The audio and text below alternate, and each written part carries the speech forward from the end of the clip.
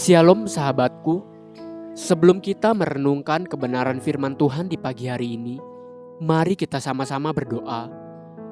Bapa yang baik, kami mengucap syukur atas semua kebaikan-Mu. Tuhan, bimbing setiap kami agar kami boleh terus jalan dengan firman-Mu. Urapi setiap kami ya Bapa. Terima kasih Tuhan. Haleluya. Amin. Pagi hari ini, kita akan merenungkan kebenaran firman-Nya dengan tema Tuhan memampukan orang yang mau. Mari kita buka Alkitab di dalam kitab Amos 1 ayat 1. Perkataan yang dinyatakan kepada Amos, salah seorang peternak domba dari Tekoa, tentang Israel pada zaman Usia, Raja Yehuda, dan dalam zaman Yerobeam, anak Yoas, Raja Israel, 2 tahun sebelum gempa bumi. Untuk menggenapi tujuan Tuhan di bumi, saya menemukan seringkali Tuhan tidak mencari orang yang mampu, tapi Dia mencari orang yang mau dipakainya, kemudian Dia mampukan yang mau. Kita mengenal Amos sebagai nabi yang dipakai Tuhan untuk berbicara atas nama Tuhan.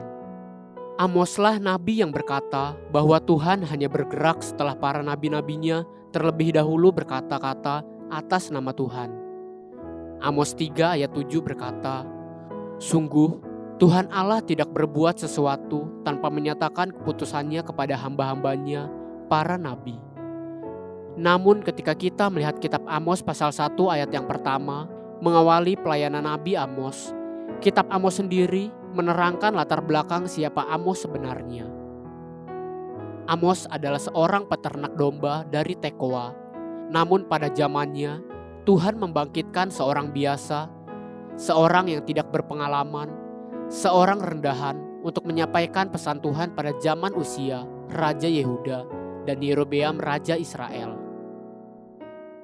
Mungkin saat itu, di lingkungan kerajaan atau di lingkungan Bait Allah, pasti ada banyak orang-orang yang jauh lebih berpengalaman dan mampu menyampaikan firman Tuhan dibandingkan dengan Amos yang hanyalah salah seorang peternak domba dari Tekoa. Sama seperti pada zaman Saul, ada banyak pahlawan perkasa dan orang terlatih yang lebih mampu dibandingkan Daud. Namun mata Tuhan tidak melihat kemampuan dan pengalaman. Mata Tuhan justru tertuju kepada hati yang mau dan rela memikul beban dan tanggung jawab. Kemudian Tuhan memampukan orang-orang yang mau. Demikianlah pola kerja Tuhan sepanjang sejarah dalam setiap bidang dan aspek kehidupan manusia. Dalam usaha atau bisnis dan menjadi saluran berkat, tentu ada banyak ahli pertanian yang lebih mahir dan berpengalaman dibandingkan dengan Yusuf, seorang anak muda yang kemudian menjadi budak dan sama sekali tidak memiliki keahlian agribisnis sebelumnya.